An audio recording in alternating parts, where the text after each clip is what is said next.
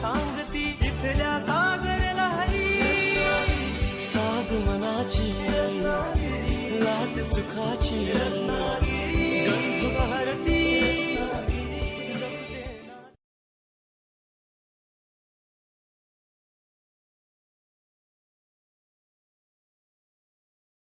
नमस्कार. रत्नागिरी वन पाहत राहण्यासाठी सबस्क्राईब करा आणि बेल वर क्लिक करा व पाहत रहा आमचे नवीन व्हिडिओ. चिपळूण म्हणजे विश्वसनीय खाद्यपदार्थांचे एकमेव ठिकाण क्वालिटी बेकरी. लहान थोरांची लाडकी खाऊ गल्ली असलेले एकमेव ठिकाण क्वालिटी बेकरी. फ्रेश खा फ्रेश राहा क्वालिटी बेकरी.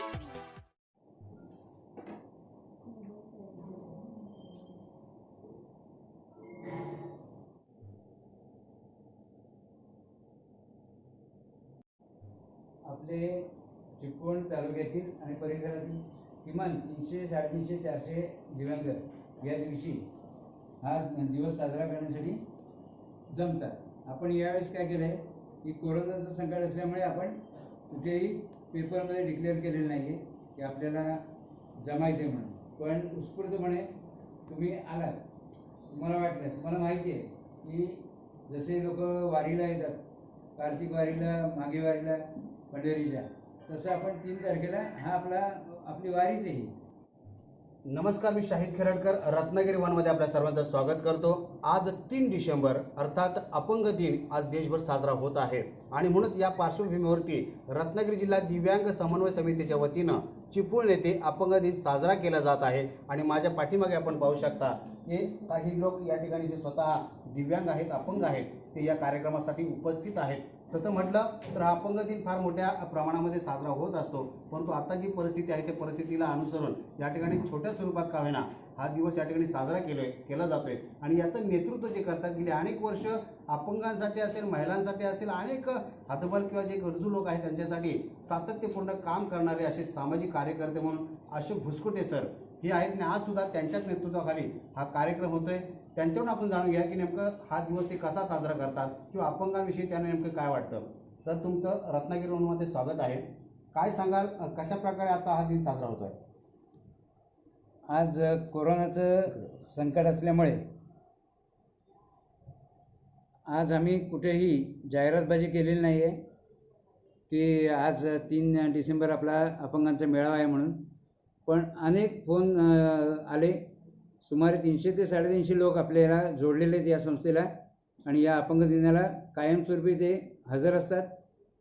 तर यावेळेस या कोरोना संकटामुळे आम्ही त्यांना सांगितलं की तुम्ही बाहेर पडू नका, तुम्ही आयुष्यभरासाठी क्वारंटाईन आहात. तुम्ही आत्ता या कोरोना काळामध्ये किती आवश्यकता असली बाहेर पडायची तरी बाहेर पडू नका. तुम्हाला कोरोना होण्याची शक्यता आहे. तुमच्या ज्या काय समस्या असतील त्या आम्ही मोजके लोक जमू, ज्यांची क्षमता आहे इथपर्यंत पोहोचण्याची ते जमू आणि तुमच्या क्षमता ज्या काय अडचणी आहेत त्या सगळ्या आम्ही मीडियासमोर प्रेस माध्यमातून मांडू. तुम्ही घराबाहेर पडू नका असं सांगितलं आहे. नाहीतर हा अतिशय मोठ्या थाटामाटात होणारा सण आहे, यांचा सणाचा दिवस आहे. जसे वारीला लोक जमतात तसे इथे येत असतात. न सांगतासुद्धा आज 5-50 लोक किमान हजर होतील अशी आम्हाला अपेक्षा आहे. साधारण तुम्ही प्रत्येक वर्षी हा अपंग दिन कसा साजरा करता? म्हणजे आता कोरोनाचा हा कालावधी म्हणून सोडून द्या, पण एरवी काय स्वरूप असतं याचं स्वरूप असं असतं की इथे अपंगत्वाचे दाखले ज्यासाठी सिव्हिलला अतिशय अडचणी निर्माण होतात ते दाखले देण्याची पण आम्ही व्यवस्था करतो. ऑन दी स्पॉट त्यांची तपासणी होते. विविध क्षेत्रातले डॉक्टर इथे तपासण्या करतात. 1 वर्ष आम्ही तहसीलदारांच्या मदतीने, सहाय्याने, सरकारी मदतीने आम्ही रेल्वे कन्सेशन चे जे पास मिळवायचे असतात ते काम अतिशय क्लिष्ट आहे. ते काम आम्ही एका बैठकीमध्ये 222 लोकांना मिळवून दिले.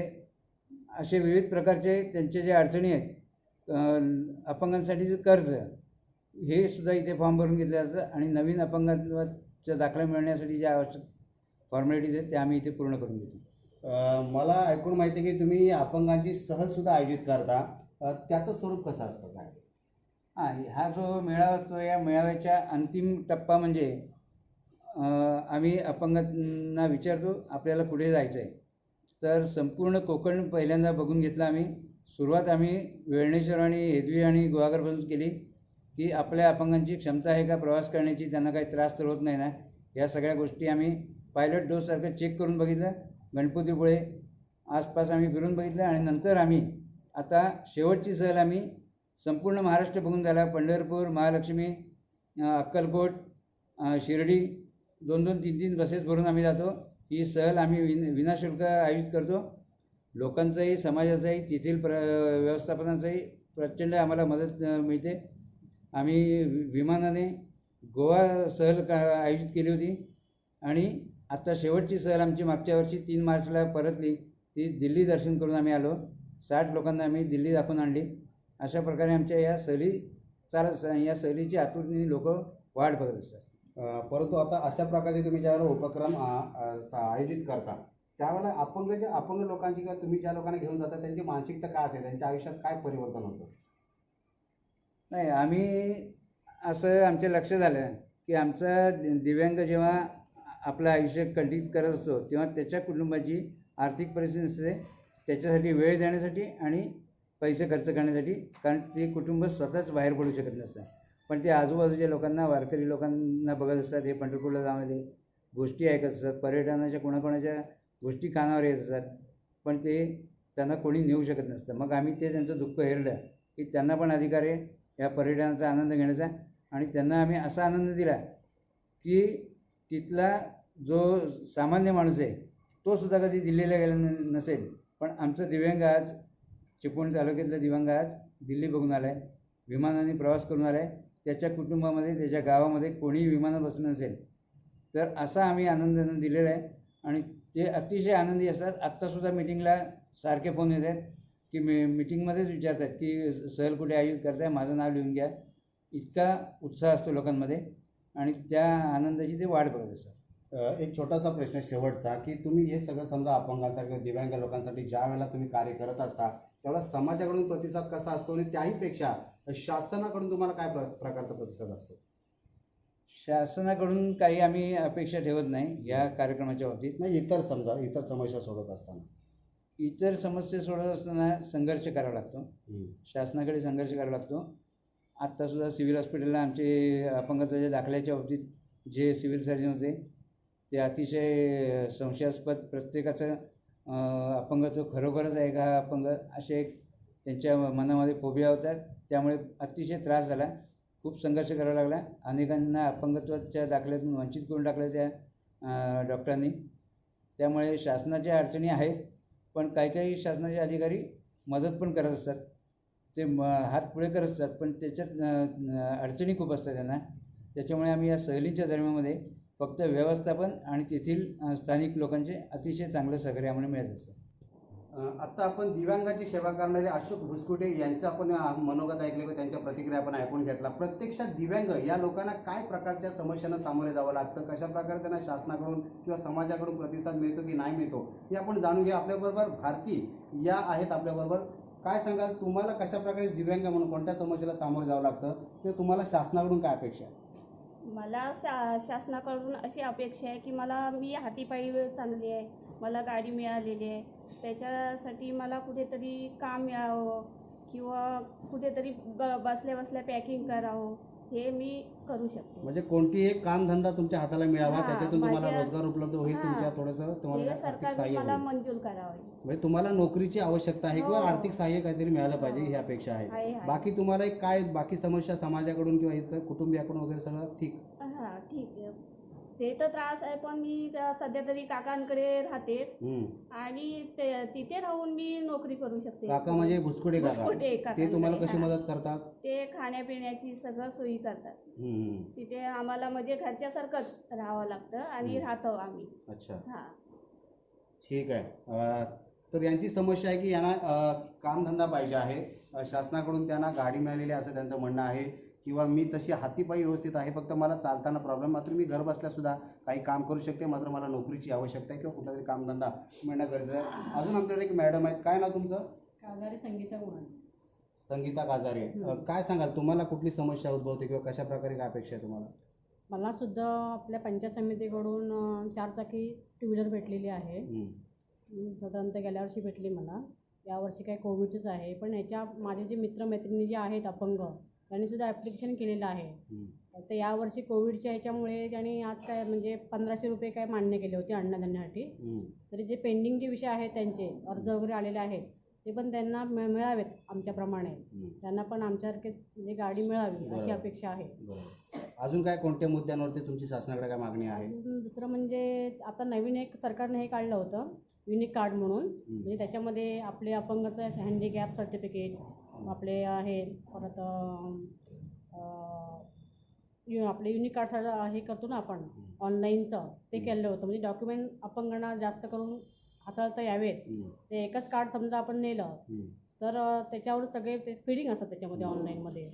तर आता युनिक कार्डमध्ये आता प्रोसिजर चालू आहे, पण काही लोकांचे पेंडिंग आलेले आहेत. म्हणजे युनिक कार्डची प्रोसिजर केलेली आहे पण ते अजून त्यांना वर्ष झाले तरी पण मिळाले नाही आहेत. तर ते लवकरात लवकर त्यांना मिळावेत ही अपेक्षा आहे. ठीक आहे, धन्यवाद. तर या होत्या संगीता काजारे. अजून एक आपल्याबरोबर आहेत जे ग्रामीण भागामध्ये असतात आणि त्यांच्यासुद्धा समस्या काय जाणून. तुम्हाला काय नेमकी अडचण काय? माझं नाव राजेंद्र शांताराम कदम.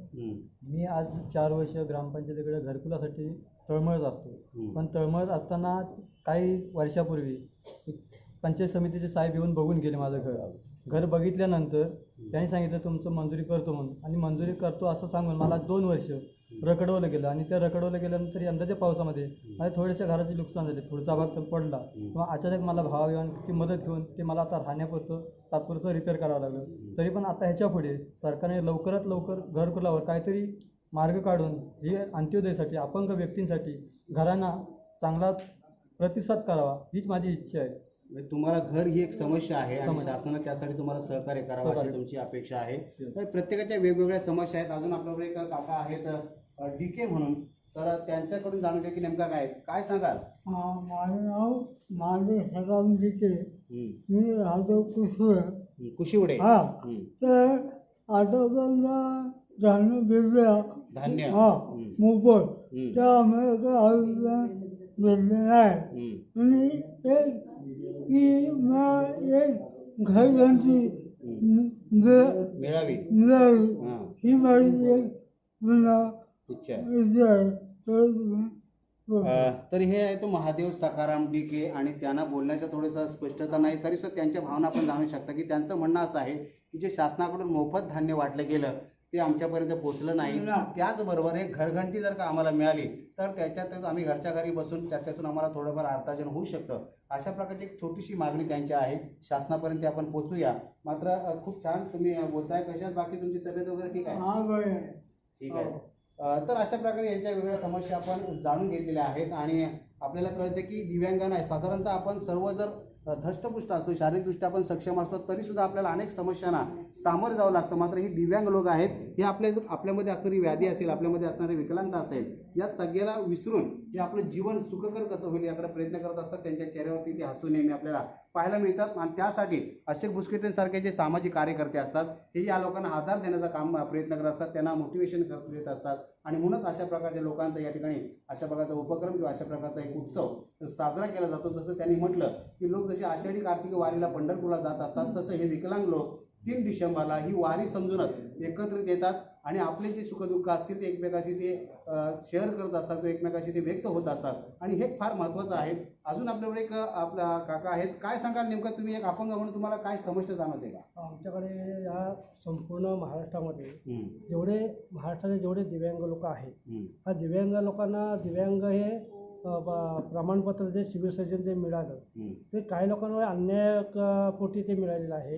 दिव्यांगांना जे प्रमाणपत्र दिलं जातं ते प्रत्यक्ष त्यांची वस्तुस्थिती बघून दिलं जात नाही. कायद्याच्या आधारे कायद्याचा काहीतरी कचाड्यात अडकवून की हा दिव्यांग एवढ्या टक्के नाही तेवढ्या टक्के नाही. तर साधारणपणे जो 75% दिव्यांग होता तो 60%वर कसा आला, जो 60% होता तो 39%वर कसा आला, त्याचं आम्हाला उत्तर मिळत नाही. त्याकरता रत्नागिरी जिल्हा सिव्हिल सर्जनच्या अधिकाऱ्यांमध्ये आम्ही आंदोलनं 2 वेळा केलेली होती. एक 3 डिसेंबर जागतिक अपंग दिनानिमित्त केलं होतं, पुन्हा 24 फेब्रुवारी 2020ला पण केलेलं होतं, पण त्याची कोणीही दखल घेतली नाही. शेवटी आता नवीन जे सिव्हिल सर्जन अधिकारी फुले मॅडम जे आले, फुले गावडे मॅडम, ते आता काय निर्णय घेतात ते आम्ही कलेक्टरांच्या माध्यमातून त्यांच्याशी संपर्क साधणार आहोत. जर ही दखल त्यांनी घेतली नाही तर आम्ही थेट मुंबई गोवा हायवे बंद पाडून आमच्या न्याय हक्कांना वाचा फोडणार आहोत, हे आम्ही जाहीरपणे सांगू शकतो. त्याचप्रमाणे आमच्या संपूर्ण रत्नागिरीच्या अपंगांवरती जेवढे अन्याय होत आहेत त्या अन्यायाला वाचा फोडणारा आता आम्हाला कुठलाही लोकप्रतिनिधी शिल्लक राहिलेला नाही. म्हणून आम्हाला स्वतःहून पुढं होऊन आम्हाला रस्त्यावर उतरणं भाग पडेल, विधान भवनात घुसणं भाग पडेल. वेळ प्रसंगी आम्ही जे वाटेल त्या सारा जाऊ, पण न्यायपदार्थ पाडून घेऊ, पण एकही दिव्यांग बांधव आम्ही रस्त्यावर सोडणार नाही. याची किंमत महाराष्ट्र सरकारने केंद्र सरकारला भोगावी लागेल. एवढे पण आम्ही करू शकतो. आणि अपंगांसाठी आज बरेचसे लोक रस्त्यावर आलेले आहेत. आज अपंगांना संजय गांधी निराधार योजनेची पेन्शन मिळते. किती मिळते? 1000 रुपये. पूर्वी 600 होती, 800 झाली, 1000 रुपये झाली. आजच्या महागाईच्या दृष्टिकोनाला 1000 रुपयात आधी मुळात येतं काय? आज जे शासकीय कर्मचारी आहेत त्यांचे पगार बघा, आज वरिष्ठ आमदार आहेत, खासदार आहेत, ह्यांचं वेतन बघा. ह्यांना 50 ते 60 आणि 1 लाख रुपये जर पेमेंट असेल तर 1000 आधी मुळात येतं काय? आज ज्या अपंगांना नोकऱ्या नाहीत, गावात ग्रामीण भागामध्ये एवढे जवळजवळ 40 ते 50-60 अपंग आहेत. त्यांना प्रत्येकाने जर उद्योगधंदा करायला गेला तर आधी ग्रामीण भागात ग्राहक तरी कोण आहेत? आमच्या मालाला उपयोग काय? खपवायचा कुठे? शेवटी तो मालही फुकट जातो आणि भांडवल होतं ते फुकट जातो. आज आमचे अपंग बांधव आहेत ते कर्जबाजारी झालेत. बँका त्यांना जवळ उभ्याच करत नाहीत. जामीनदार बँकेवाले मागतात. मग अशावाले जामीनदार होणार तरी कोण? मग आमचं असं म्हणणं आहे की विनाट तुम्ही जामीन कसले मागताय? अपंगांना पायावर उभं करायचं आहे ना. एवढं महाराष्ट्र सरकार केंद्र सरकारच्या ज्या योजना आहेत ना, मग विनाअट तुम्ही कर्ज द्या. त्यांना शहरा भागामध्ये स्टॉलसाठी जागा द्या. शहरा भागामध्ये आम्ही आल्यानंतर नगरपालिका काय म्हणते, नगर परिषद काय म्हणते की तुम्ही ग्रामीण भागात आहात, जिल्हा परिषदेच्या अंतर्गत आहात, तुम्ही ग्रामीण भागात धंदे करा. अरे ग्रामीण भागातले लोक शहरात येतात धंद्यासाठी आणि ग्राहक लोक शहरात येतात. तर आमच्या आम्हाला ग्राहक मिळणार कोण? आणि आमचा माल विक्री जाणार कसा? आणि आम्ही पायावर उभे राहणार कसे? सरकार फक्त घोषणाबाजी करतंय, कागदावर ठेवतंय, मीडियाच्या माध्यमातून ठेवतंय, पण त्या एवढ्या आम्हाला काही त्याचा उपयोग होत नाही. तर आम्हाला कुठेतरी न्याय मिळाला पाहिजे. ह्या दिवसामुळे आम्ही जे मागू ते आम्हाला मिळालं पाहिजे. तुम्ही द्याल ते आम्हाला नको आहे, आम्ही मागू ते मिळालं पाहिजे. जर धोरणात काही कुठं अडचण असेल धोरण बदला. आमच्या इच्छेप्रमाणे धोरण बनवा ना. धोरण बनवताना आमच्या दिव्यांग बांधव तुम्ही प्रतिनिधी घ्या ना, तुमच्या कमिटीवर घ्या. धोरण बनवताना AC खाली फॅन खाली बसून बनवू नका. जे बनवायचं असेल तर आम्हाला विश्वासात घ्या. तुम्हाला आमच्या अडचणी काय त्या समजून घ्या आणि त्याप्रमाणे धोरण तयार करा आणि त्याला मंत्रिमंडळाची मान्यता मिळावी. आणखीन काय जर गोष्टी असतील तर तुम्ही तळागाळातल्या ग्रामीण जनतेपर्यंत तुम्ही अपंगांपर्यंत पोहोचायचं असतील, तुम्ही शासनाचे प्रतिनिधी नेमा की खरोखर त्यांना अडचण काय. ठीक आहे. अत्यंत बोलक्या भावना, अत्यंत वेदनादायी असे त्यांचे हे प्रतिक्रिया होत्या. आणि स्वतः ते अपंग आहेत आणि अपंगांच्या भावना काय असू शकतात याच्याशी ते एकरूप झालेले आहेत. तर तुम्ही द्याल ते आम्हाला नको, तर आम्ही मागू ते आम्हाला मिळालं पाहिजे. जर तुम्हाला देता येत नसेल तर धोरणामध्ये बदल करा. मात्र अपंगाच्या ज्या अनेक समस्या आहेत त्या समस्या सोडवल्या पाहिजेत. त्यांनी जसं सांगितलं की घर असेल, नोकरी असेल किंवा एकंदरीत त्यांना दळणवळणासाठी असणारी साधने असतील, या सगळ्या गोष्टी त्यांना उपलब्ध झाल्या पाहिजेत. अजून एक आपल्यावर आहे, त्यांना बोलायचं आहे काहीतरी. संजय गांधी निराधारसाठी जी आता योजना वगैरे देतात, म्हणजे पास ST पास देतात वगैरे, आणि पेन्शनसाठी संजय गांधी निराधारपासून देतात ना, तर सुरुवातीला सर्टिफिकेटची झेरॉक्स लागायची, त्याच्यानंतर आधार कार्ड लागायची, उत्पन्नाचा दाखला लागायचा. आता त्यासाठी बरेच पर्याय काढतात. मुलं किती, मुलं काय करतात, मुलं जर शिकत असतील तर शिक्षणाचा तर दाखला आणा, काम जर करत असतील काय काय करतात त्यांचं लेखी आणा. आणि बरेच आता एवढे पुरावा काढलेत. आता मी एक हे उदाहरण आहे माझ्यासमोर, 2 महिने झाले मी त्याच्यासाठी करतो आहे. आता उत्पन्नाचा दाखला घ्यायला गेलं तर पहिलं लगेच सेतू कार्यालयामध्ये मिळायचा उत्पन्नाचा दाखला. तर त्याच्यासाठी आता उत्पन्न दाखला तिथे सेतू कार्यालयात गेल्यानंतर 15 दिवसात मिळायचा. तो आता 2 महिने झाला, 1.5 महिने झाला तरी मिळत नाही. तो मग ह्या साहेबांची सही व्हायची आहे, त्या साहेबांची सही तिकडे जावा इकडे जावा असं सगळी 4-5 ठिकाणी पाठवतात. ते होऊन सुद्धा काय होत नाही काम. म्हणजे प्रशासन तुम्हाला योग्य तो सहकार्य करत नाही. त्यामुळे तुमच्या कुठली सुविधा तुम्हाला मिळायला उशीर होतोय. म्हणजे पेन्शन सारखा विषय असेल तर तुम्हाला त्या गोष्टीला पाठपुरावा करणं अवघड होऊन जाते. एक महत्वाची त्यांनी आपली समस्या मांडलेली आहे. एक पोस्टात गेलं ना, आता प्रत्येक वेळेला पेन्शनसाठी माणूस प्रत्येक महिन्याला जातो, पेन्शन आली काय, तिथे गेल्यानंतर सांगणार पेन्शन आलेलं नाही. परत 4 दिवसानंतर गेला, 8 दिवसांनी गेलं, सारखे खेपा मारायला होतं. हे असा एक निर्णय काढायला पाहिजे की बाबा अपंग बांधव नेहमी येतात नाही ते, त्याच्यासाठी एखादे मेसेज सिस्टीम त्यांनी ठेवावी की अपंगांना पेन्शन आले, बाबा तुम्ही पेन्शन आले, 4 दिवसानंतर या, 8 दिवसांनी या, आजा. प्रत्येक अपंगाला सारखं खेपा मारायला होतात, ते बरोबर नाही. ठीक आहे, तुमच्या भावना कळल्या. तर या प्रत्येकाच्या वेगवेगळ्या समस्या आहेत आणि त्याने आपल्या समस्या आपल्याच मुखातून बोलून दाखवलेल्या आहेत. पाहूया शासन किंवा इथलं प्रशासन कशा प्रकारे संवेदनशीलपणे या सर्व अपंगाकडे पाहताना यांना न्याय देण्याचा प्रयत्न करतो. तुर्तास आपण या सगळ्यांच्या भावना जाणून घेतल्यात. मी शाहिद खिरटकर, राजेश जाधवसह रत्नागिरी वन. धन्यवाद.